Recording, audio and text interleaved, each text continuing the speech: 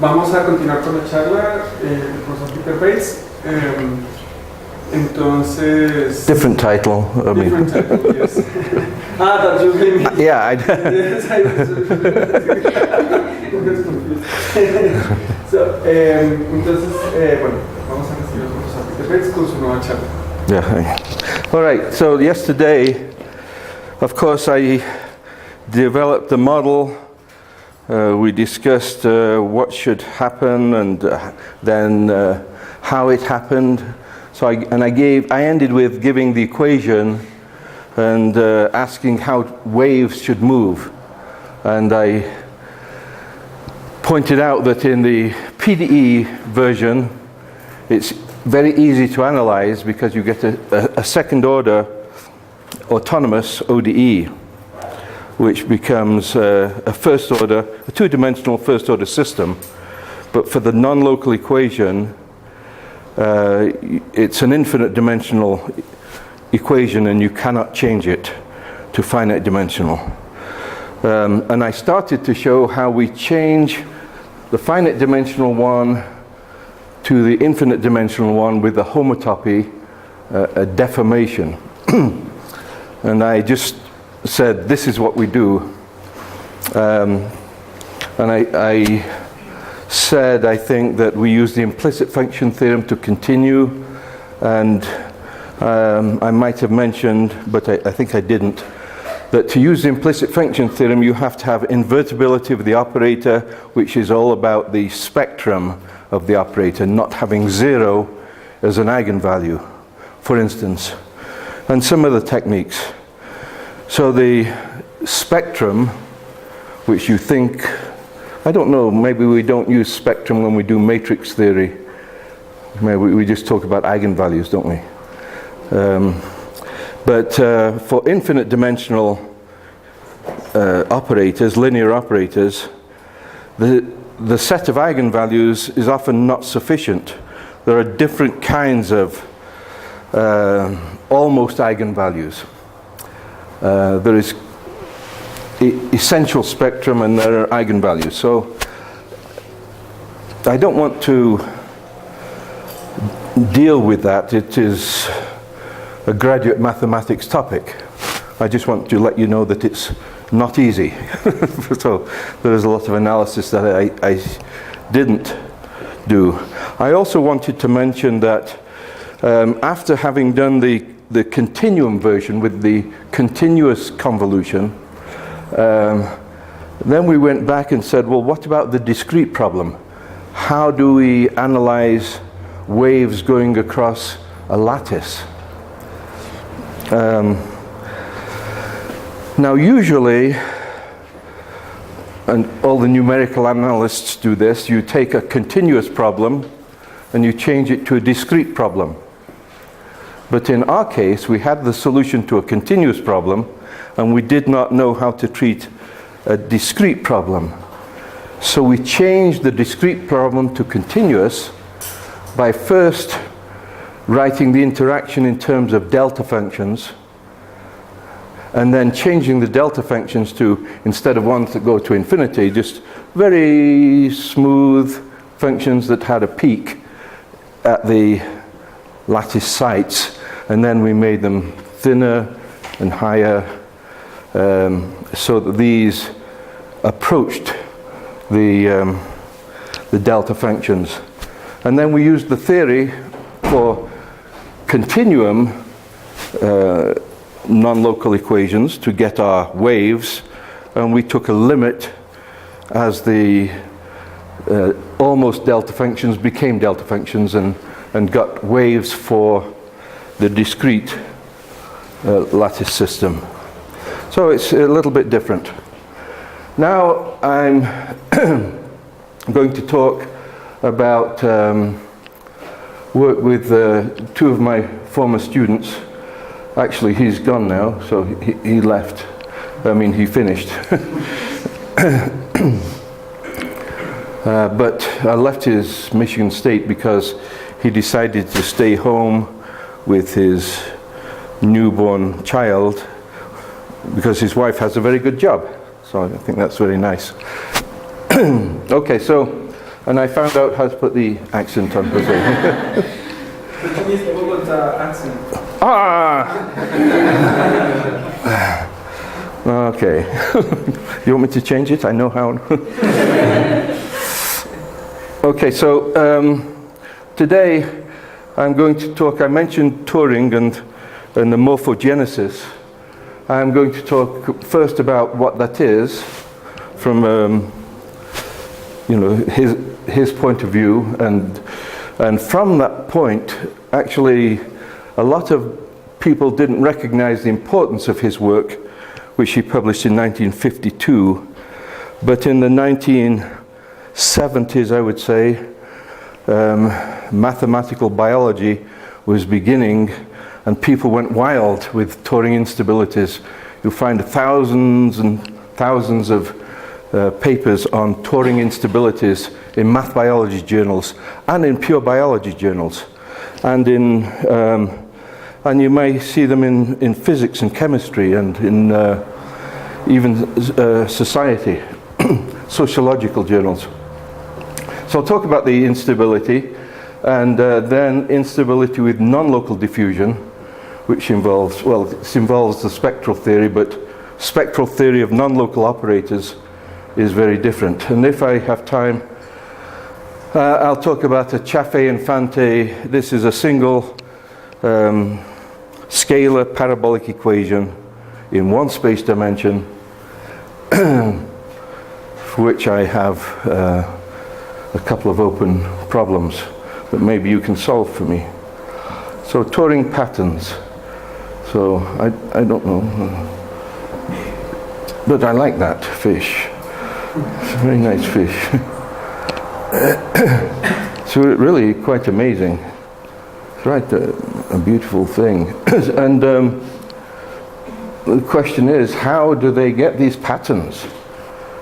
I think I put the question down there. How do such beautiful patterns arise from a single fertilized egg? Or then you get a group of eggs, and you get, thousands of eggs, not eggs, thousands of cells in this developing embryo, but it looks homogeneous. And then, bones appear, and fins, and colors on the skin in patterns. So, starting from something that is almost symmetric, how does this symmetry get broken into forming patterns? Well, we know in biology there's very complicated processes of gene regulation and differentiation of cells through some kind of signaling. But there's signaling is still, why is it not symmetric? So this is Turing's idea, and I have to talk about eigenvalues and eigenfunctions of differential operators. Now everybody knows if you have a matrix, especially a symmetric matrix, you can find eigenvalues and you can find eigenvectors. Right, you can find a bunch of these things.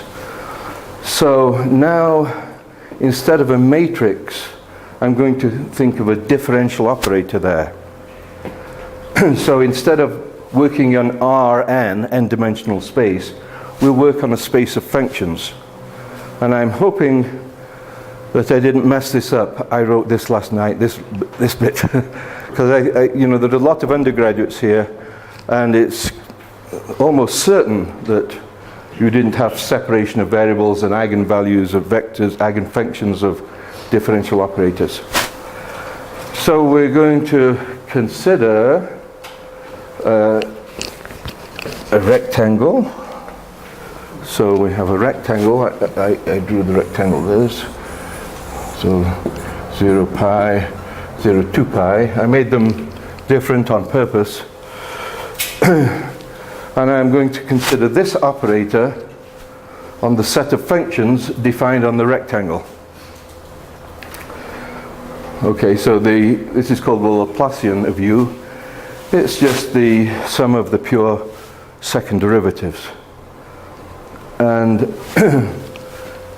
the physicists And engineers and mathematicians will argue that through here, if we start out with the distribution of heat energy, so there may be more here and here and here, you have a non-uniform distribution of heat energy, that it'll spread out somehow, right? The heat distribution will change in time.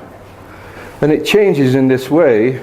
You can argue that the amount of heat at some point will change in time according to this sum of spatial partial derivatives. It's called the diffusion operator, and it very well mimics how, actually you can derive it from Brownian motion. Is a very good way, because this is how particles move, through Brownian motion. Okay, more or less. And if the boundary is insulated so that no heat passes through the boundary, then you say the normal derivative to the boundary of the heat is 0. That stops heat passing through the boundary. So we're conserving the amount of heat energy in here, and we want to find out how it flows. So there's a separation of variables technique which works for linear equations like this on nice domains. You essentially say, oh, I wonder if my solution, of course you have some initial data, u of x, y times 0 is some function that's given, this one. I wonder if my solution is the product of a function of time and a function of x and a function of y. Wouldn't that be nice if it was like that?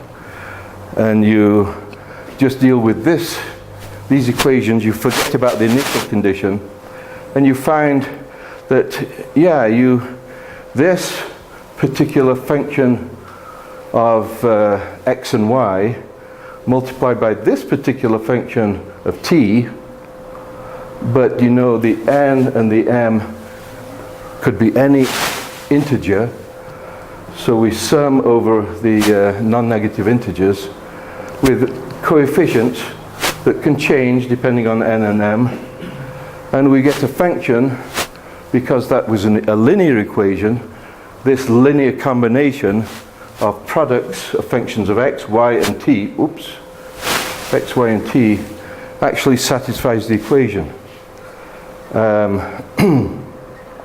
This looks like a bit of a mess, so I will call this function of x and y c sub nm of x and y, and I will call this number mu nm. Okay, so that looks a little bit more manageable. And then I say, oh, but that's still, I don't like that. I'll write it instead as summation of, instead of 2 indices, I'll just have 1 index. And 1 index, and lambda k, where all I did was take these numbers which were mu nm, and there's doubly infinity times infinity of these, but that's still infinity, countably infinity, and I will just order these numbers. There is a first one which is 0, and there's a second one which is 1/4, and the third one which is 1. Are you following me with this? Okay. If you want to, you can. I know you can, but you may think it's too boring to bother. But anyway, I will order them like this. These are the mu nm's, but I just order them. Okay, and the phi k's are the corresponding psi nm's. Once I have ordered these mu's into lambdas, then I take the ordering that I used here and put the ordering there, and these coefficients there. That's all. Okay, so it's the same expression, And we call this an eigenfunction expansion of the solution. You okay with this?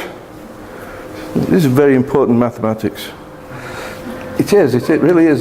This is Introduction to Partial Differential Equations. Now, if I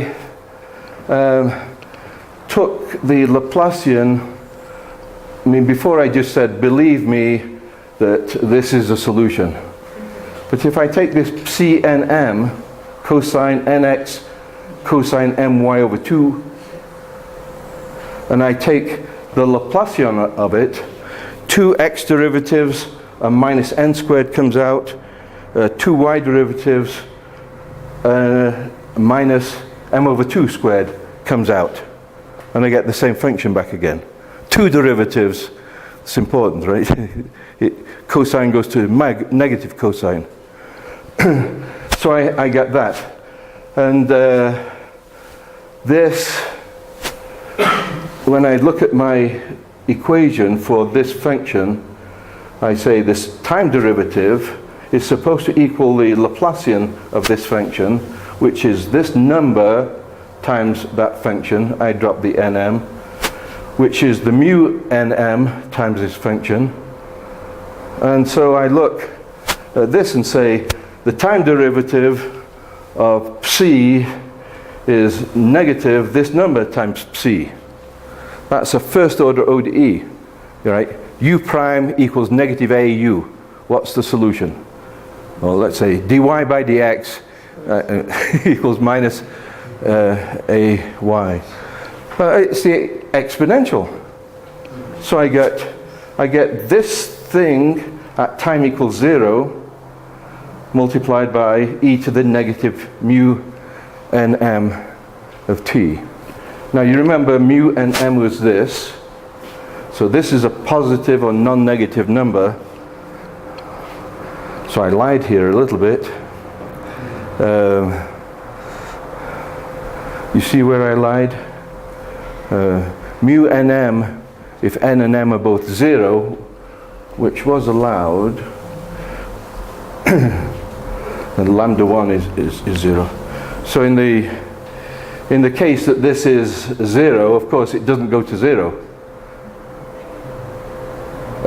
And here I mean psi-nm, just that, psi-nm, goes to 0, at least if n and m are not both 0. This will go to 0 as t goes to infinity, right? Exponentially fast. And in fact, the bigger n and m are, the faster it will go to 0. Yeah, because of this. When n and m are 1,000,000 each, this is a very big number and goes to 0 almost instantaneously. The solution that I wrote this way, this is the psi-nm, e to the minus this, they all go to 0 fairly quickly. I mean, when k is high, when we're up here, they go to 0 very fast. And then we left, so that means the very rapid oscillations in the x and y direction smooth out quickly. And then the gentle oscillations also diminish. And we're left with the constant, the n equals 0, m equals 0, part of the initial data. So now I'm going to make the problem a lot more complicated by adding, not really, this linear term. This is just a number rho times u. So ut equals Laplacian of u plus rho times u. All right, now you have to work. Did I put the answer down? Hide the answer. Hide the answer. And I'll first ask you, what is an eigenvalue of this operator? We know the eigenvalue of that operator. It's this, the mu n m. Those are the eigenvalues. What about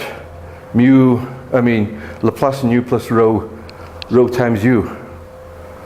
Well, rho times u already looks the right way, you know, it's a multiple of u.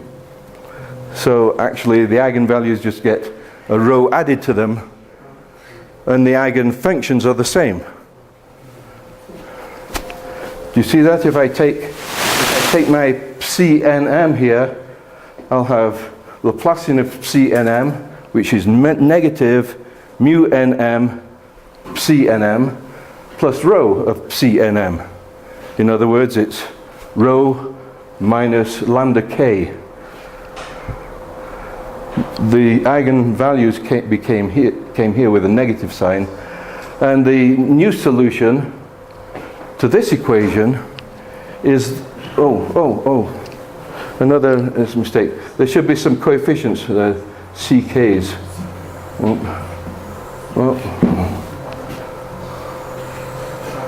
Let me go back to this solution. Gamma k's.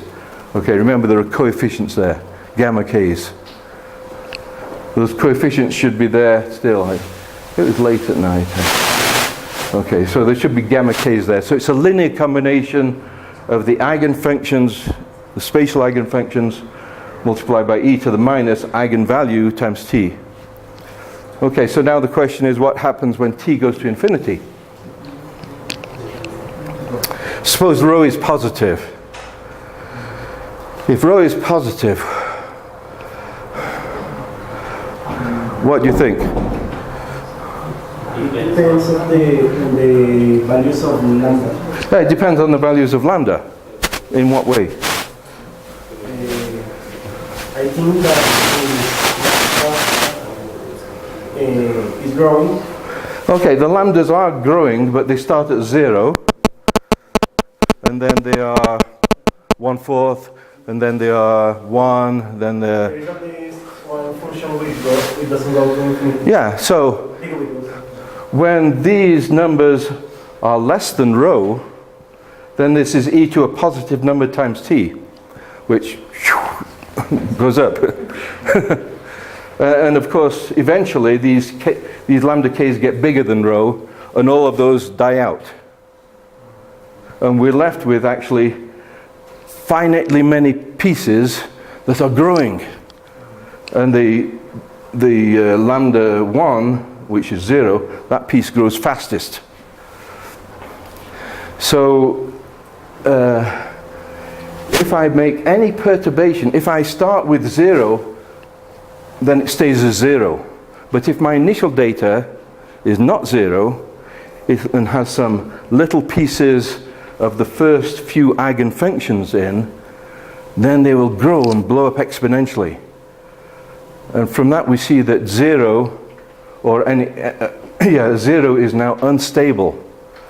Before, everything went to a constant. You know, the oscillations died out and it went to a constant. Everything was stable. I mean, the homogeneous state was stable. Now the 0 state is unstable, and stability depends on the sign of these eigenvalues. Okay, so, is that all right with everybody? You have infinitely many stable directions and finitely many unstable directions. And maybe if lambda k is equal to rho for 1k, or a few k's, then those will remain. This will be 0, and those will be the final state except for the things that blow up. If we start with no bits, no pieces of the eigenfunctions that blow up, then we'll converge to the pieces of the modes, the eigenfunctions that for which this is 0. Now I should tell you that there may be many eigenvalues, many lambda k's that are equal to rho. For instance, 130 equals n squared plus m squared. Here are some ways of doing that. I think n equals 7, m equals 9. Someone check that. 81 plus 49. Yep.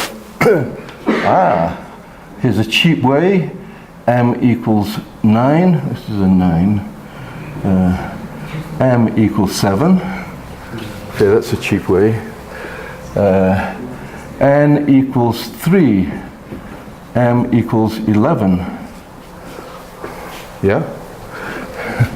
the cheap way. M equals 11, n equals 11. Oh, yeah. All right, that's why you were laughing, right? You were enjoying my stupidity. Yeah. It's always fun. N equals 11, m equals 3. So these are 4 functions that give you this 0, and that remains if u of x, y, 0 is equal to a combination, let's see, so I'll have some number, alpha 1, cosine of 7x, cosine of 9y over 2, plus alpha 2, cosine of 9x, cosine of 7y over 2, plus alpha 3, plus alpha 4. So getting all of these functions together, what kind of function is that on my 0 pi cross 0 2 pi? Right? What is the initial function like?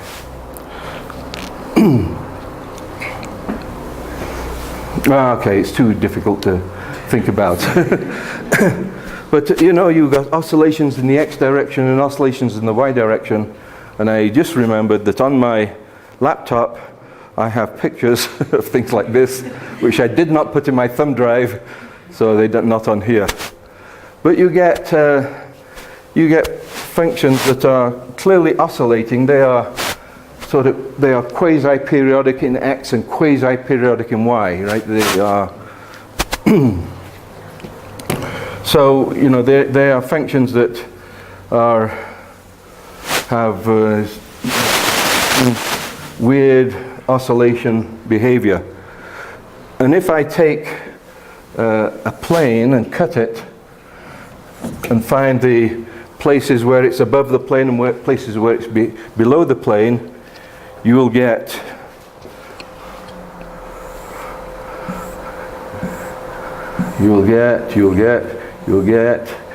exactly that. No. With 7 and 9 and 3 and 11. But you'll get these complicated patterns. And so how did that happen? Well, maybe initially, maybe it started like this, and plus alpha 5, some others, plus alpha 6, plus alpha infinity, so you have an infinite linear combination, but I didn't have any of the first ones, and so all of these die out down here, and this pattern, that pattern may emerge. Maybe. That's a thought. The trouble with this idea is you're not going to get rid of the initial ones. You can't expect that there are no combinations, there are no pieces of the smaller eigenfunctions, the eigenfunctions with smaller eigenvalues. And those we know will blow up. So that instability is a bit of a problem. That is, and when n and m are smaller, the functions are more and more boring. Right? When we have the very first one, lambda 1, is 0, and the eigenfunction is cosine 0x, cosine 0y, which is 1. Boring. Okay, so that's not very good. So this explanation, okay, didn't give the fish or anything like it,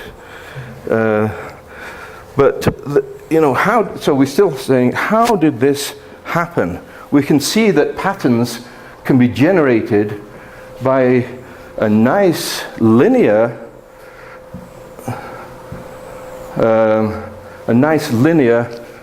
this is called a parabolic equation, parabolic partial differential equation, patterns can develop, and if I add some nonlinear terms, I can make it so patterns develop and don't blow up. So at least, you know, they may start to blow up because it looks like a linear system when the coefficients, the gamma k's that are not there, are all very small. Then the nonlinear part is, you know, like if you take something small and you square it, it's really small. Right? So nonlinear powers of small things become smaller. Right? So you can sort of ignore them. But when they grow up, when this starts to blow up, the nonlinear part becomes more significant. And it can actually stop the things from blowing up, which is very nice. So you can have blow up of the first few, but then the nonlinearity contains them. And then you have these that just stay around and emerge. But still, what you have is the first several eigenfunctions determining the pattern. And you can't have very complicated patterns with the first few eigenfunctions. So that is an issue. All right, so now we're going to go to what Turing did. So this is a reaction diffusion system with two reacting quantities, concentration U and concentration V of chemicals. And one chemical may help the other chemical react in an autocatalytic way. It may produce more of that thing. And then one may produce less of the other thing. So it's like predator-prey, I suppose. You know, predator-prey, if I have a lot of bunnies around, well, you know what bunnies do, right? They reproduce like crazy. So a lot of bunnies around, but then you have a few foxes around. Well, here you have pumas, I guess, I don't know. You know? And they eat the bunnies. And the more bunnies that's around, the more pumas you get, because the more they eat, the more, you know, the bigger the families get, and they survive a long time. But when you get more pumas, the number of bunnies decreases because they get eaten. So it's the bunnies are sort of activating the pumas, and the pumas are inhibiting the bunnies, right? The activation inhibit system. So this is a system like that, activation inhibiting. But now I'm putting diffusion in because the bunnies don't stay in one place. And neither do the pumas. You know, if I have a high concentration of bunnies here, they spread out to eat the grass further afield. And the pumas, if they have a high concentration of pumas, oh, they know the bunnies are there, they go there. But okay, so, but yeah, suppose the pumas just move by Brownian motion. Okay, no. Anyway, so this is an activating. These are chemicals. These are chemicals in a big stirred reactor. And then you stop stirring it and you let them move in time. If you stir the reactor all the time, then you sort of get a homogeneous U and a homogeneous V, and they react. But if you stop stirring, you have different concentrations in different places, then there is diffusion. Okay, so here's the initial assumption. We're going to start with a homogeneous concentration of U called P and a homogeneous concentration of V, which is called Q, and we'll assume that that state is a stable equilibrium. That is, if I change the number P by a small number and the number Q by a small number, so homogeneous, then this system just decays back to the original state, P and Q. You know, F of P and Q is equal to 0, G of P and Q is equal to 0. It just stays there. It's very happy there. And even when I perturb it, it comes back to that place. Is that okay? Stable, a stable equilibrium. And then I'm adding diffusion.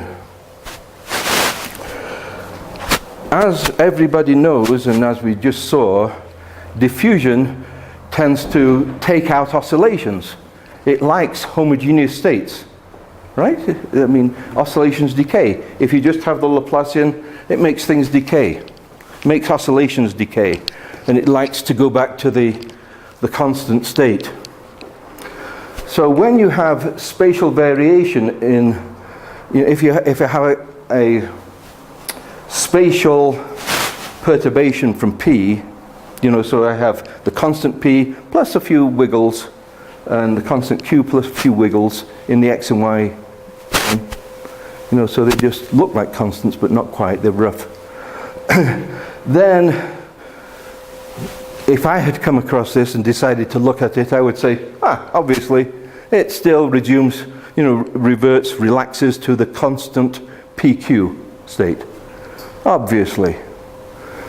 But Alan Turing was not as dumb as I am. I mean, he was a peculiar guy in many ways, and he was absolutely brilliant. I mean, he thought about this more and said, all right, I'm really going to study this. I'm going to take my nonlinear system, and if it was just an ODE system, I know how to find whether it is stable or not, whether PQ is stable or not. I take the linearization of this at PQ, the Jacobian matrix of FG at PQ, and I find the eigenvalues of that matrix and the eigenvectors.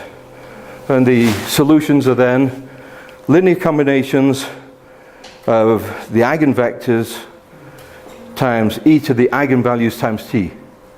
Right? I'm writing it here in the again.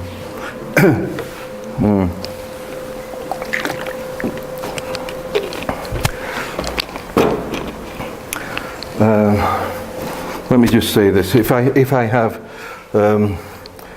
u dot v dot equals matrix m uv,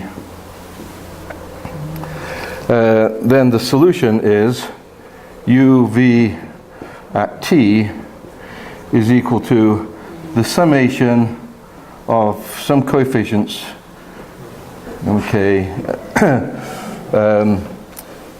vk e to the lambda k t.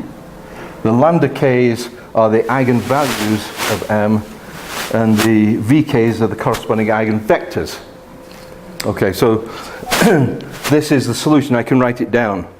And if, like I said, the PQ is a stable state, then the Jacobian, this matrix M, has two eigenvalues with negative real parts. So if these eigenvalues have negative real parts, they decay to zero as t goes to infinity. This is stability of PQ. That's the linearization at PQ, which tells you how little perturbations from PQ will behave.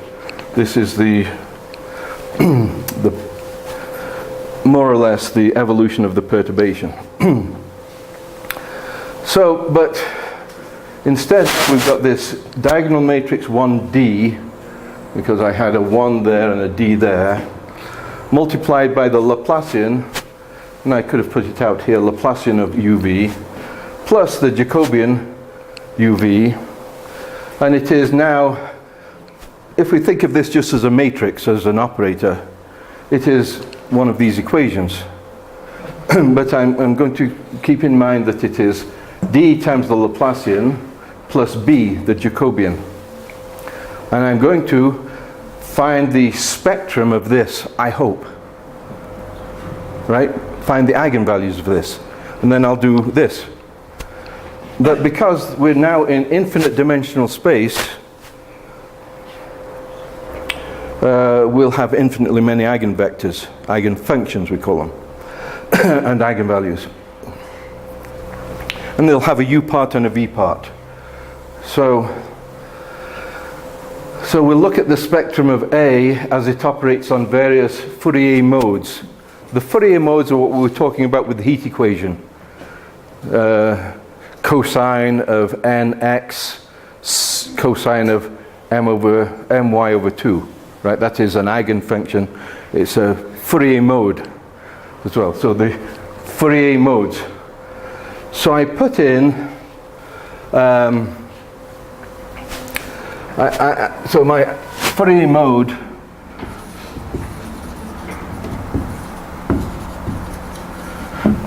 would be something like,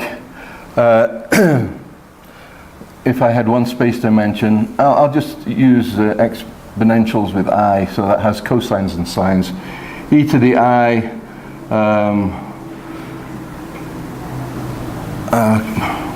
what shall we call them? Lambda k, yeah, lambda k x. Well, this is too small for you guys, isn't it? Yeah. Now it's too messy for you guys. So this is a Fourier mode, and the lambda k tells you the oscillation, and we stick those things in. But I'll call this the spectral parameter. Well, when I put it into the Laplacian, it's when you take the second derivative of this, you get a minus lambda k squared. Okay, so I shouldn't have used lambda, sorry. I'll put a square root of s. Okay, the square root of s is there. So that when I take two derivatives, I get an s. Is that okay? Two derivatives, I get a minus s coming in. So the s here stands for the spectral parameter, or minus s is the spectral parameter. I'll put a no, can't do that. Square root of minus s. That's what I should have done. Well, whatever.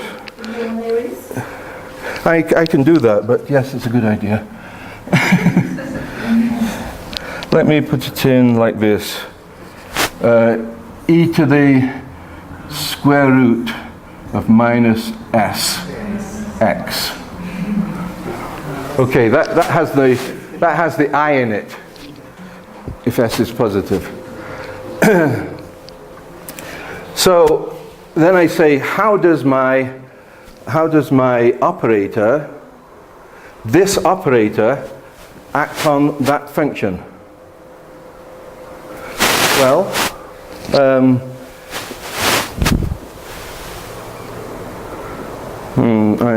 okay, there's something funny about it, but anyway, the second derivative brings out an s. I should have put a minus Laplacian there, I don't know. You can understand that on that mode, the operator just becomes a matrix. On that mode, it multiplies the function times the eigenvector by the matrix ds plus b. The s came from the partial derivative operator, the spatial partial derivative operator. It is what we call a spectral parameter from this. It's less than or equal to 0, so I can't win. Okay, I don't know. No. Anyway, it's less than or equal to 0 because the eigenvalues of the Laplacian are negative this. Right, we had those. We have negative values here. So we have this matrix, 2 by 2 matrix, and we're going to find the eigenvalues of that 2 by 2 matrix. This is a bit complicated, but let me say it again. I'll try and say it in a clear way this time. I will take a Fourier mode and I'll apply my operator to it. And the operator will go through and first hit it with the partial derivative part, and then recognize that it's it's a vector of dimension 2. Okay, the partial derivative operator brings out the number s. It's a representative of the mode you know, the oscillations in x and y. It contains that information, minus n squared plus m squared over 2. It's that kind of thing. It's a negative number, minus n squared plus m squared over 2. And then this is the diagonal matrix, and this is the Jacobian. So now with S as a fixed number, representing a fixed mode, this is a fixed 2 by 2 matrix. And if I want to find out how the dynamical system d by dt of uv acts on, equals that stuff, that one, acts on that Fourier mode in 2 dimensions, I have to find the eigenvalues of this 2 by 2 matrix for the given. So here's how you find eigenvalues. So I've got lambda is going to be the eigenvalue of the matrix, and I've got lambda squared minus b of s plus c of s, where the b of s is the trace.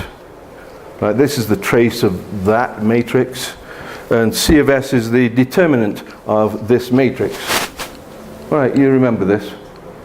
2 by 2. So it's this. It's a bit messy. Okay, it's a bit messy. That's all right. But we remember that this is the original Jacobian, which has eigenvalues with negative real parts. Okay, and this is the trace of the original Jacobian, which is negative because those real parts are negative. What did they say? This is negative, yeah. This is positive.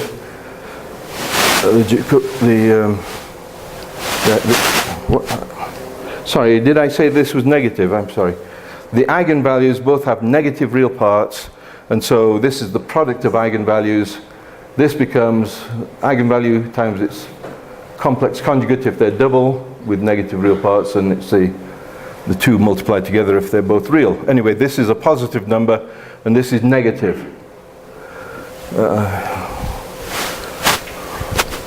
But now we're going to find out about the eigenvalues for mode S.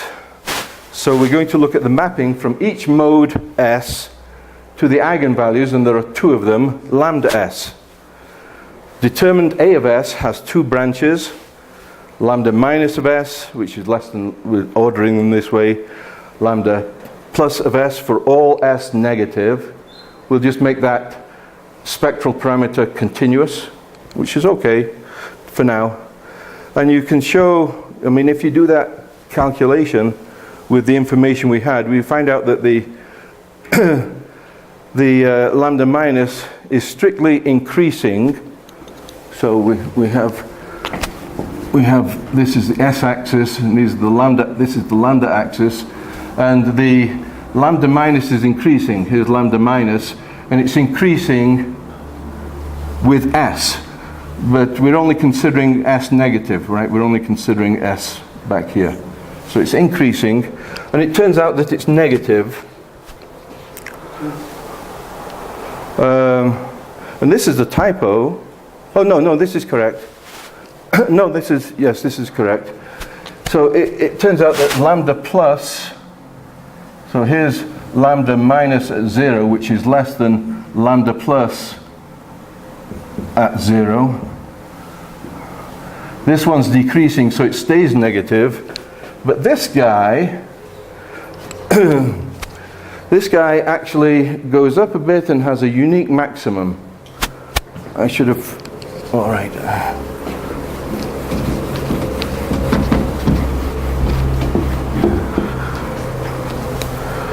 It's like this. Here's lambda plus at 0. This is the s-axis. Here's lambda minus at 0. Actually, okay, they're the same. That equals lambda minus at 0. I think they're the same, I forget now. The lambda minus at s is strictly increasing. The lambda plus at s is increasing and then decreases like that. The only question is that I have is, does it get above 0? when the lambdas are negative, as we saw before, it's the lambdas that are multiplying the t. You know, e to the lambda t. And if the lambdas stay negative, then you have decay. But if this lambda plus of s breaks through the level 0, then you'll have a region where lambda plus of s is positive. And so if you've got an n squared, a minus n squared plus m squared over 2 in this region, those modes will correspond to positive eigenvalues, which will result in blowing up of those modes. You'll have finitely many, you know, here is an n squared plus m squared over 4, actually. Yeah. I hope I wrote that correctly, with a minus in front of it. And this corresponds to cosine nx cosine my over 2. And this eigenvalue, this level here, this is one of the minus mu nm's, if you like. Let me call it a lambda k. Minus, this is equal to a lambda k. And we'll get an e where this is related to k. This is with the rho bit and everything. But this being positive, we'll get e to the lambda k t multiplying this eigenmode. And you get instability. The point I want to make is the instability that arises is not out of the first few modes, you know, n and m small, but rather out of n and m medium-sized. Not n and m huge, but medium-sized. You can do this, you know, this matrix analysis yourself if you want. You have to believe me if you don't. The conditions that makes the maximum positive is, first, here we have a positive Jacobian. Here we have the trace is 0. The trace is negative. So this is the unperturbed, you know, the homogeneous system having stable state PQ, stable equilibrium. This is the mixed partial derivative. You can see that. I mean, this is this is the determinant, which is positive, which tells you you've got distinct eigenvalues. This condition allows you to produce a positive maximum. All right? You go through the matrix analysis, and this is what you get.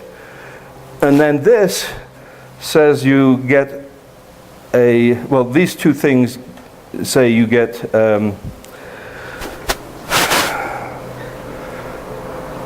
this says you've got distinct eigenvalues, and this says one of them is positive.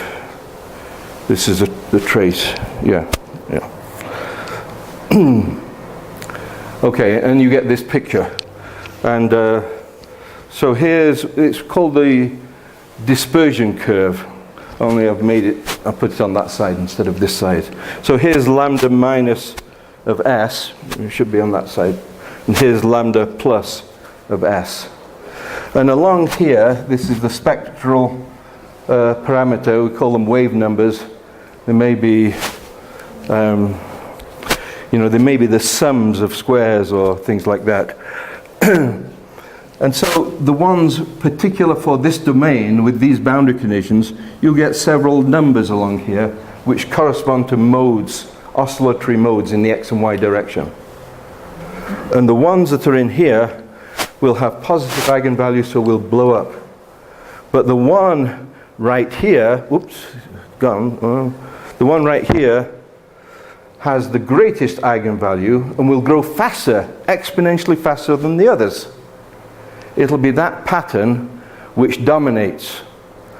On the other hand, come over here. I'll go up. On the other hand, I haven't shown the scale of this. There may be many wave numbers for my modes close to this. So you may have lots of eigenmodes which initially start growing and would blow up, to infinity. If it weren't for the nonlinearity that's in the equation, the f, g of u and v have nonlinearities, and they can say, okay, all of these are growing up, and after a certain threshold, they sort of get frozen in place, and they grow up to a maximum value, and you get a collection of eigenmodes, which together make one of these shapes I drew, and then we'd look at a slice of this, and we say to ourselves, what if the concentration of u and v is above that slice? What if that causes some genetic expression to produce this color? And if you're below that level, the genetic expression would be different, the threshold, and it produces another color. So you have the slice of this function, slice of that, producing curves, snaky curves, which inside you'll have one color and outside you'll have another color. And you'll get the fish pattern, or you'll get non-trivial patterns. And so that's what Turing did. Turing, and this is, in the 1950s. He's amazing. And they didn't have very good cell phones then with calculators on. They didn't have very good computers. This was when they were starting to think about and actually making computers. And if you saw the movie, he built a computer to analyze the code, and actually was able to crack the code using a computer, which replaced like hundreds of people doing things by hand, calculations by hand. He used the computer to analyze these modes and produce patterns. Very laborious, but it is a computer that worked by plugging in different wires in places. So he got this morphogenesis, the emergence of patterns. And again, I'm pointing out that what counts are these higher eigenvalues, at least higher than those, not the highest, not all the infinitely ones, many over here, but higher eigenvalues. It's the instability, higher wave numbers, I mean. It's the instability, this means higher wave numbers. So that's Turing. Now when I say what motivated my interest was whether or not Turing patterns could occur in this system. You see I have a diffusion coefficient du here, diffusion, before I had 1d, I don't know why I changed it. Larger, please. Larger. Make what? Larger. Larger, yes. No, I know. No, thanks. So these are like diffusion coefficients. L is like the Laplacian, but it's not the Laplacian. It's my non-local operator, which was J star U minus U, an operator like that.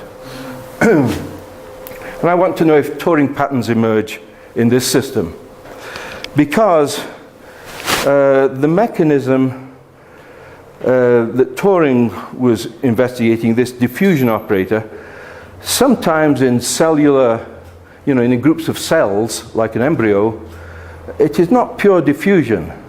There is uptake of a chemical, and then communication with a neighboring cell, and then this neighboring cell produces that chemical. There are different ways of passing the signal along. And sometimes, for neurons, for instance, so this is now patterns in the brain. When we see something, patterns of activation of neurons happen in the brain. And the neurons are connected in a non-local way. You have a a soma and an axon, and then dendrites, and the dendrites are near, they create synapses with dendrites from other neurons, and they communicate long range. And some of the communication is inhibitory and some is excitatory. So you can have systems like this with long range interaction. Neurosystems represent one example, but there are others. And so I'm considering this non-local operator here, and I want to find out if patterns can emerge. And okay. So we've got stability of the homogeneous state as before. We've got the diagonal matrix here. I'll make it 1D again. In some function space. And L, where did I say what L was? We consider the system.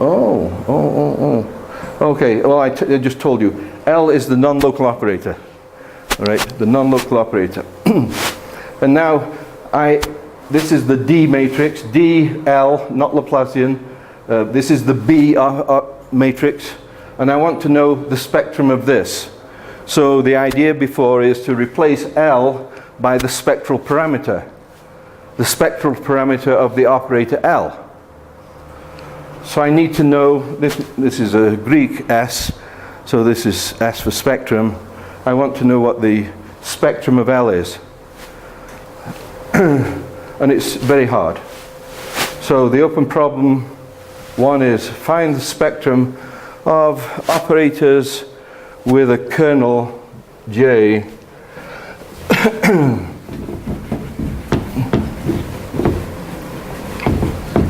So let me remind you about L.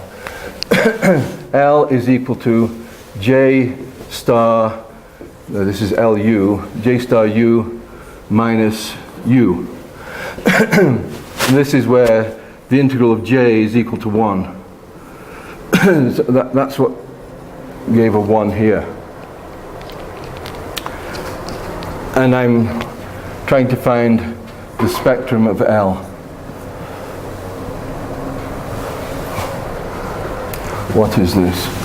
The J is, let's say, is a non-negative function. It may even have compact support. So this is J. It's centered at 0 and it's symmetric. Those are the J's we were talking about before. So they decay with distance and are symmetric. So for those functions, what is the spectrum of this L? You can think about that for a while, and you'll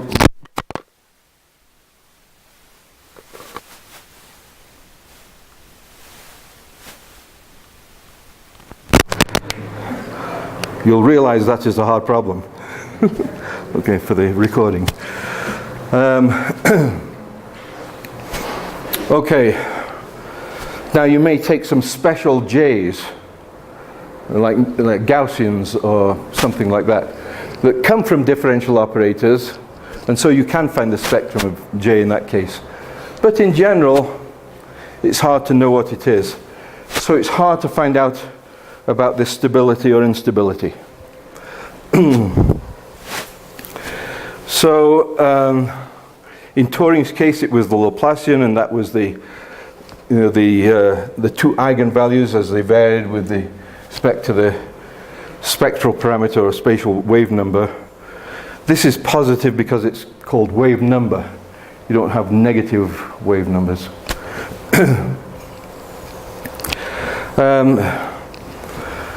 So if I consider my J and normalize this way, this is what it is. LU is convolution minus U. And if I write it so that J becomes that, N is the dimension of my space, my physical space. What this does is it takes this guy, and when epsilon is small, it makes it like this. This is J epsilon.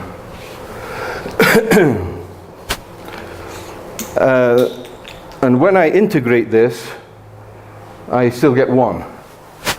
You can just change variables. The 1 over epsilon to the n goes with the dx on the top, and it's d of x over epsilon. X is an n-dimensional thing. Okay, so that still has norm 1, integral 1. And now I'm going to consider this operator. This operator is the L epsilon sort of thing. I mean the L operator, but with j epsilon instead of j. And then I'm dividing by epsilon squared.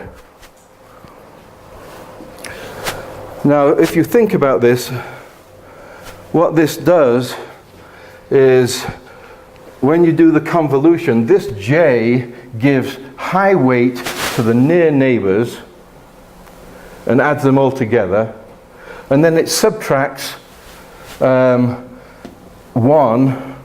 the value of u at the center, and then we divide by epsilon squared, which is sort of like distance between mesh points. It looks like a second derivative operator, only it's continuous, not, u at x plus 1 or x plus h is u of x minus h minus twice u of x, and it's that kind of thing, and then divide by h squared. The h is the epsilon here. So if you look at this carefully, you may think that as epsilon goes to 0, this operator L epsilon will become the second derivative operator, the Laplacian.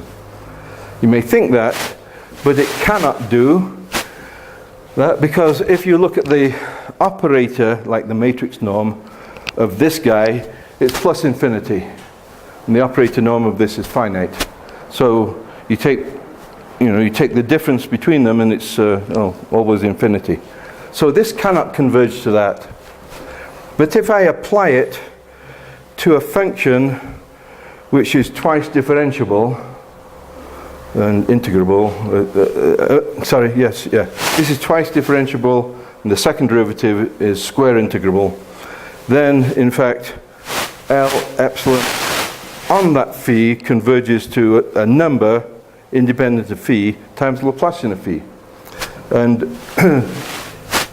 at least in the R1 case,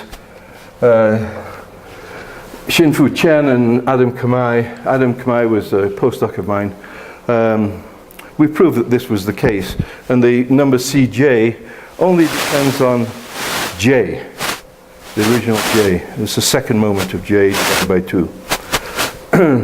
So I think to myself, my L epsilon may be infinitely far away from that, but on every function that's twice differentiable, it converges to a multiple of that. So there's a chance that the spectrum of this will converge to the spectrum of that. So we ask,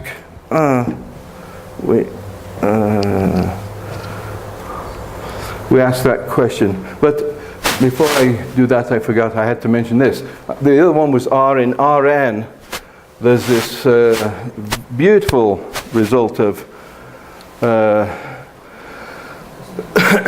bunch of people, Cortazar et al., which includes Julio Rossi, who is just at Manizales. This was in 2008 or something like that. I don't know. Oh yeah, here they are. 2008, yeah. So this thing on a bounded domain converges to the Laplacian in a weak sense. It's more complicated than that. It's deeper than that, but that's all you need to think about. So I'm going to consider my operator L epsilon, which I think is close to the Laplacian in some sense, at least acting on each function, and I'm asking if the spectrum of this is close to the spectrum of that, but it is not, because the spectrum of this is bounded. They're both of the same sign, they're both self-adjoint, but the spectrum of this guy is infinite. It just goes on, n squared plus m squared over 4, goes off to infinity. The spectrum of L epsilon, fixed epsilon, is bounded. The operators are very similar in some sense. They're both self-adjoint, and the numerical range is in here for those who've done some functional analysis. But the spectra are not close. Well, they're not close because the spectrum of the Laplacian goes off to infinity, and the other one doesn't. But I'm only interested in the spectrum in some bounded set, right? The Turing instability is about spectrum becoming positive in some bounded range of wave numbers. So this is a bit more elaborate. I want the spectrum of L epsilon in a bounded region be converging to the spectrum of the Laplacian in that bounded region as epsilon goes to 0. So when epsilon is not 0 but near 0, then the eigenvalues are close together. And so I'm not going to go through this. The resolvent of an operator is where you can invert it and it becomes a bounded operator, and this says the resolvents, or compact subsets of the resolvent, are eventually the same. Compact subsets of the resolvent are the same, and then something a bit more, but you have to talk about essential spectrum. So there's a proof of this here, and I'm not going to go through that. It'll make you fall asleep too early, so we won't do that. The next proposition says, not only that, if you get a compact subset of the resolvent of both of them, then the operator, this is called the resolvent, or the inverse of lambda minus L epsilon. This is uniformly bounded over that compact subset as epsilon goes to 0. It's important to be able to invert an operator, right? You invert it when you're in the resolvent, when you're not at an eigenvalue, but also you want to control the size of the inverse. Well, in fact, on every function, the inverse of this operator applied to the function converges to the inverse of this operator applied to the function. And now this says, if I take the eigenvalues of the Laplacian in some region, let me just say we have this. We have something like mu nm here, maybe mu 1, 0 is here, mu 0, 0 is here, and the others are all scattered around here, right, the mu nm's. These are eigenvalues of the Laplacian. Negative Laplacian, what did they call it? Psi nm. It's going to do phi, and is equal to mu nm psi nm. Right. So these are those eigenvalues of negative Laplacian. It's convenient to put negative Laplacian here because we always like everybody likes the positive axis better than the negative axis. So we do that. Well, it says this: if I take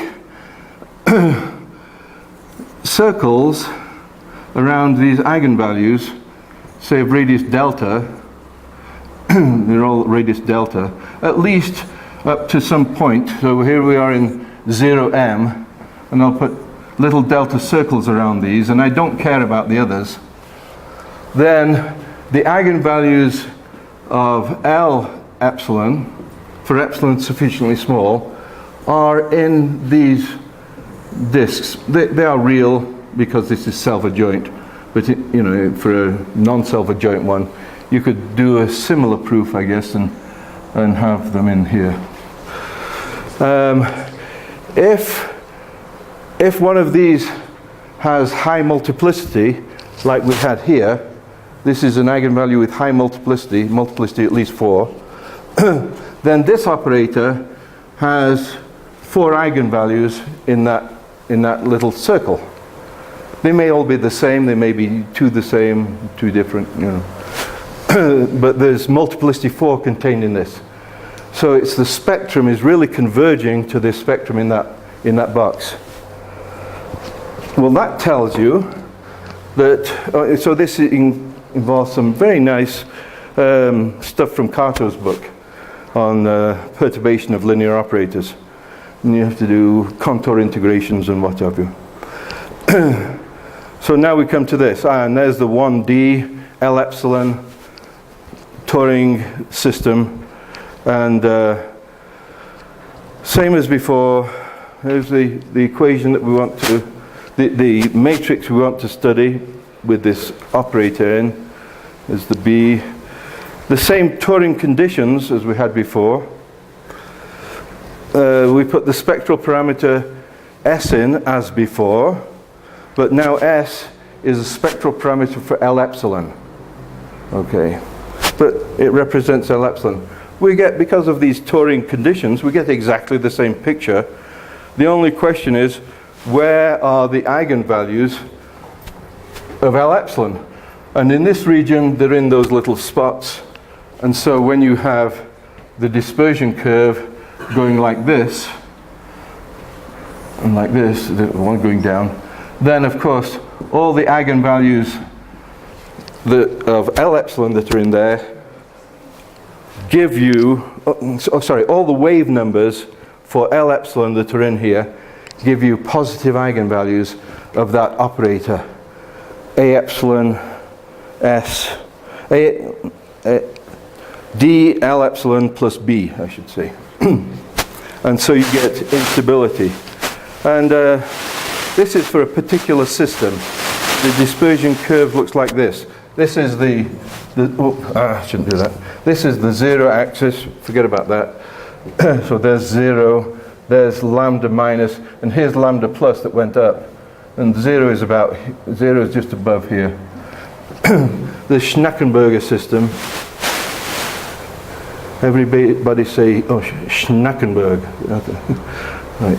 That's a famous system in pattern formation. And here's a computational experiment with this. So we start out with, this is U, start out with all sorts of mixed mode oscillations here. And then they, and this is the V starting out constant, and use this. They start out, and immediately the very fine oscillations damp out, and some medium size oscillation develops. Not a single mode, but this has, these wiggles in it. Which, I mean, we have a theorem, so it's true. You don't have to do numerics to, but it's nice to see what actually happens. Missed. Do it slowly. Oh, no. Use the first one. There, we got it. You got to have your finger there just the right amount of time. And here are some computations done just on the with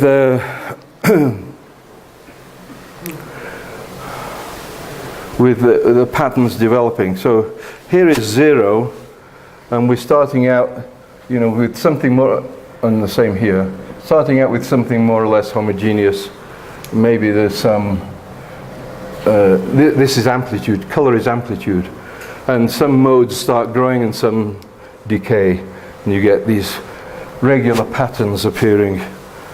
But the next thing was going to be about a single equation, but I think it's better that I don't test your patience. This is what's called the Chaffee-Infante problem. If L epsilon is Laplacian, or second derivative in space, it's one-dimensional in space,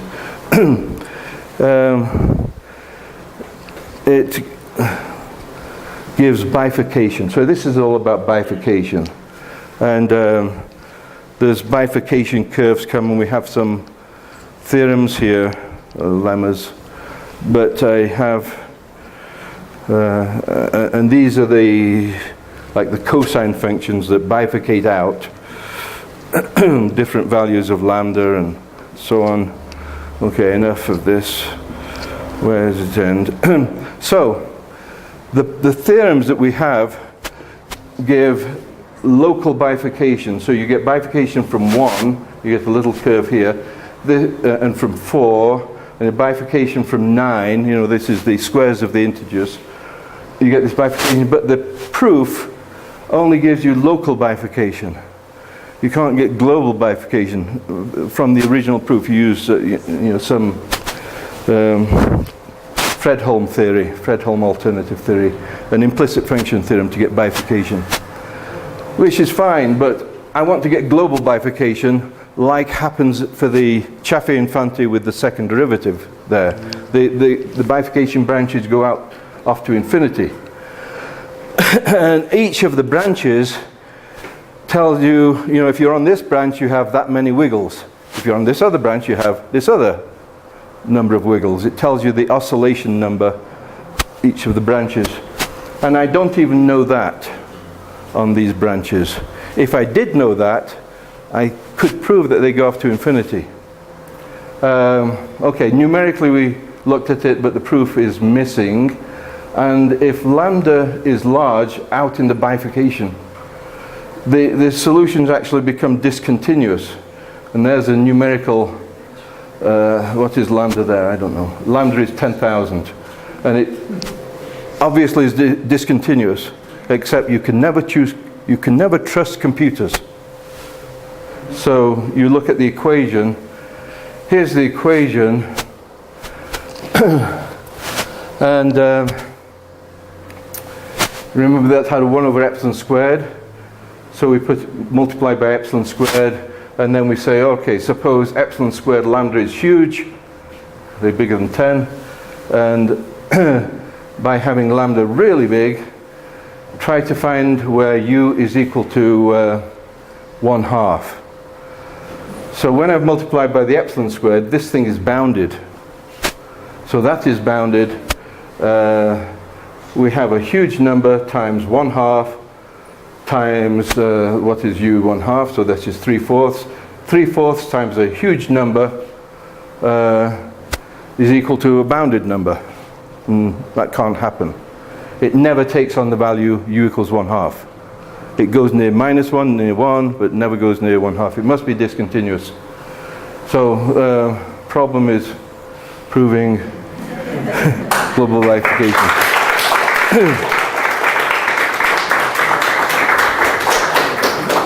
Again, I'll leave the slides with all the typos in it, so you can't say, look how stupid Peter Bates did this. Don't do that, please.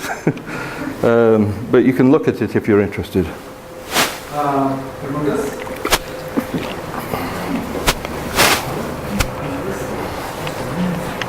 Peter, yeah. Did you mention that the Brownian motion of the Puma? Brownian motion? Yes. It's Brownian motion that produces a Laplacian. That is sort of the diffusion. Yeah. So, do you think that Turing used the Einstein's work of Brownian motion to the? No, I don't think he did. I think he was looking at partial derivatives. And he actually was doing it in one space dimension mainly, and then he did 2 dimensions. And he did eigenfunctions like I did, these cosines, and so he just did the calculation with those. It was just pure analysis without probability. Yes. Probability is too hard, right, for everybody. Turing could have done that. He's really smart, but probability is a hard subject, I think. But it's a very nice way to get the Laplacian, and actually you can do a lot with PDEs using probability, like going back to sort of an origin of Laplacian in probability. You can deduce a lot of very nice information. And right now there's much more active work in stochastic differential equations, where you have a differential equation and then you put some Brownian motion in it somewhere to cause, jumps, random jumps in derivatives and things. So it's a very active topic right now. Yeah. And the main difficult with the bifurcation problem is because of the spectrum. It's not just the spectrum. So L epsilon, when epsilon is very small, has discrete eigenvalues for a while. And then you say, well, where is the rest of the spectrum? You can't have infinitely many eigenvalues going off. It doesn't happen like that. You have a bunching up, and you have essential spectrum, continuous spectrum, that you don't know anything about. So you can't tell about the other, you just can't tell what happens. So all of this is another question which I have, drives me crazy. If I take epsilon really small, and the spectrum of L epsilon is in here, plus some mess over here, and then I start increasing epsilon, if I increase epsilon, what happens to these eigenvalues? Well, they'll move around and they move around, and some other bifurcations will occur as epsilon increases. You may have eigenvalues meeting down here. You may have some of this coming in, So in the Turing pattern, you can get the Turing pattern with epsilon very small, and then you could say, well, what happens as I start increasing epsilon? What changes will occur? And some very strange stuff will occur, especially because of this coming in and interacting. There's a lot of open questions concerning non-local operators. I've been talking about non-local operators that are bounded because the kernel is integrable. But if you know the theory of Green's functions for differential operators, those you have convolutions with the Green's function that give you solutions. And the Green's function has a part which is singular. That gives you an unbounded operator. Well, speaking of Brownian motion, people have started becoming interested in what's called fractional Brownian motion and fractional Laplacians. And they get these through fractional Green's functions, or which are singular operators. And they, in the last 5-10 years, there's been a heck of a lot of theory all over the place about these non-local operators that have a singular part. And the people involved are not, regular mathematicians. These are Caffarelli is doing a lot of this, and Silvestre, and I think Koenig. These people are heavyweight mathematicians, and they think these non-local operators are important, and they've spent a lot of time just in the recent years investigating those. And at MSU we have a student of Caffarelli that we hired who does this kind of thing. It's a very interesting area of mathematics. And speaking of Michigan State, I want to encourage people to consider Michigan State if they're applying to a PhD program. I know some of you are undergraduates and some are master's students. Come to Michigan State. We have a very good PDE group, very good harmonic analysis, very good algebraic geometry, but you're not interested in that. No, you may be interested in that. Yeah, in fact, there's connections between algebraic geometry and dynamical systems in finite dimensions typically. But we have good number theory and very good topology and knot theory, so low dimensional manifold theory. So consider Michigan State. Unfortunately, you have to have good TOEFL scores, that is, in each category 22 and above. That's just to get into the program. And then you have to have pretty good math subject GRE scores to get consideration. But typically, I mean, you guys are much better prepared than our average domestic applicant. Okay, so we would love to see you come. We love smart students, and we want to strengthen our ties with Latin America anyway, but basically we really like smart students. And the first year you get support. If you get admitted, you're guaranteed the support with no teaching. You don't have to be a teaching assistant the first year. You just have to take 3 courses and pass these exams, these qualifying exams, in analysis, PDEs, whatever, numerical analysis. So really nice thing. And you're guaranteed support for 5 or 6 years, 5 years at least, provided you're making satisfactory progress. The support will probably be a teaching assistantship after the first year, but there are also some scholarships available that get you out of some of the or all of the teaching. So there's this message has been brought to you by Michigan State University, the sponsor. Actually, anyway, thank you for listening, and if you have any other questions, I'm still around today and tomorrow. I may not be in this building, but I'm reachable at this. So BATESP@math.msu.edu. We have our own server, so we, like to be associated with math. But another way, oh no, there's no P there, sorry, no P there. The other way to get me is BATESP@msu.edu. But this does not advertise that you're a mathematician, so. This is shorter, BATESP. It's just I got used to using that. I didn't know about the existence of this for a long time after I got there, but they gave me that, but I always used this one, MSU. So yeah, you can send me an email asking me questions or just want to chat. We can chat by Skype or whatever, My cell phone doesn't operate here. I use it for looking at the weather or something like that. I mean, I can use it for internet. I can't use cellular service. Okay. All right, so thank you for being so patient with me. And if you have questions, I'll be more than happy to talk to you. Any questions now? Any more? I mean, about graduate school even.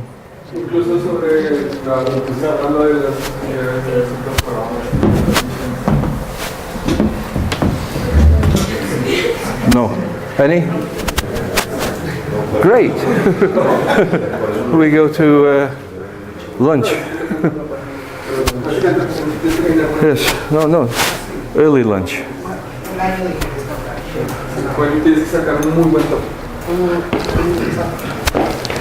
I don't know, like, which is the minimum score, like, I didn't get a 97 and is that enough? I'll have to come closer because my... Yeah, well, I got an overall score of 97 in the... Oh, you got a score of 97? Yeah. That's very good. Yeah. So the chances are that everyone was above 22. Yeah. And 97 is excellent. It's really excellent. Our international students are sometimes struggling with 22, and we get the average has a score of like 90, and we have cases where they're pretty good, but one of their scores is say 21, and then but their mathematics is fantastic. So we want that student, and we have to argue with the graduate college. We want this student. They're brilliant. They can easily learn, the English to get from 21 to 22, and sometimes we win. but we would rather not have to fight. So yeah, excellent. This is excellent score in the TOEFL. And the GRE scores for domestic students, we're happy if they have 700. In the international students, we see, you know, in the 700, 800, 900 levels. We probably wouldn't consider anyone lower than 500. We understand that people have bad days. So if you get something like 500, but you've published a paper in the annals or something, we take you. No, if you publish, you know, if you have some research experience that shows that you messed up on the GRE, but you clearly know mathematics, then you know, we look at those letters and we really put a heavy weight on that. There is no threshold for the GRE score like the TOEFL. It's just our initial filter. We look at them and say, oh, this is very low. And but you know, we look at the other evidence, and if the other evidence is really good, then we try and grab that student and compete with other universities for that person, and offer you more money. Oh, more money. Okay. No, we can only go so far, but we do have a few department fellowships that we offer, which increases the pay for the first year or more. The base pay is, I don't know, probably between at least $18,000, and it's more than that. So it's enough to get an apartment and eat and, you know, have an okay time. But the scholarship increases that. There are scholarships from the College of Science, and we take our best applicants and we have them compete for scholarships there. And in the College of Science, they have a competition for university-wide scholarships, and we compete for those, and we get some of those. So this last year, and of course, you know, we get people that are applying also to Princeton and Harvard and NYU and whatever. Of course, you know, they're usually very good. Just because they apply to those places doesn't make them good, but there are some that really belong in those places, and we offer them everything, and they go to Princeton and Harvard. So we offer typically twice as many positions as we have places, like Delta Airlines. You know, you overbook, and some will go elsewhere. And so this last year we offered more than 40. And I think we got 21. We got more than we expected, so we have a higher level. And a lot of those that were offered scholarships went to Princeton and Harvard and things. So we actually overbooked with the scholarship money too. So there's a chance that you know, good applicants will get offered a scholarship that is extra money. Yeah, we will probably, we like to take around 15 to 20 students, somewhere in that range, each year. So, again, as I was saying, if you get admitted, then you're guaranteed support for 5 years, and you have no teaching for the first year. And the support's pretty good. And we have strength in all these areas, so why not? You should come. We really would like that. Well, and in the PDE area, we've got some very good young people, like the student of Caffarelli that we hired, former student. He did his actually had two advisors, Caffarelli and Suganidis. Suganidis at Chicago, Caffarelli at Austin, UT Austin. He had these two advisors, and then he went to a postdoc at Carnegie Mellon and worked with David Kinderlehrer, who is a really good applied mathematician. And then we competed for him and hired him as an assistant professor. And now we hired Willie Wong, who I think came from Princeton and had a postdoc somewhere.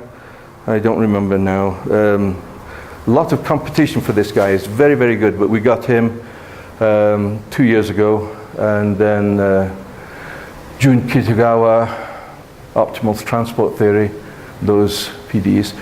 Yeah, so those three guys are young, and they, have a lot of energy and have lots of good ideas.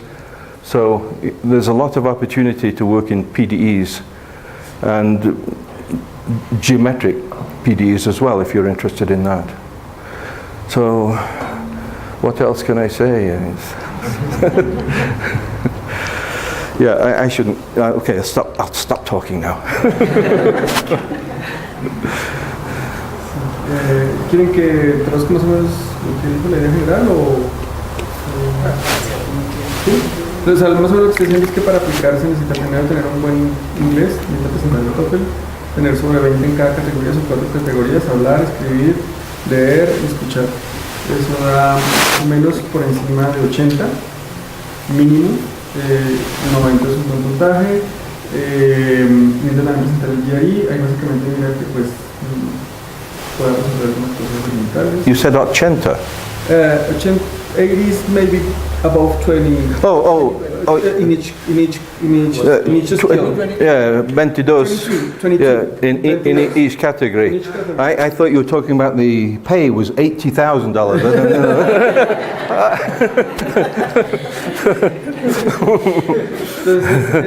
The 18, more than that. You can find it probably on our website, math.msu.edu. It probably says something there. Que habría que hacer, estoy diciendo también que en el ensayo es importante no escribir locuras, una cosa bien hecha. Habría, digamos, descalifican si tiene, o sea, una persona que tenga experiencia en investigación, por ejemplo, un artículo publicado, eso arrastra de manera importante. Y las cartas de recomendación. ¿Sí? Yeah, research experience is very good. If you've done some kind of research and presented a poster or something somewhere, or master's thesis or undergraduate research, it's very important in the application. We see that and say, wow, this person really likes to do mathematics. They didn't just do the courses, they did something more than that, they did some research. So we like that a lot. Así sea no tan formal, pero sí tenemos. Pero sí, efectivamente el inglés es, y no solamente para mí, sino para casi que cualquier parte del mundo que nos habla español. Thank you, Peter. Bueno. Thanks. Gracias. Okay, thank you for coming.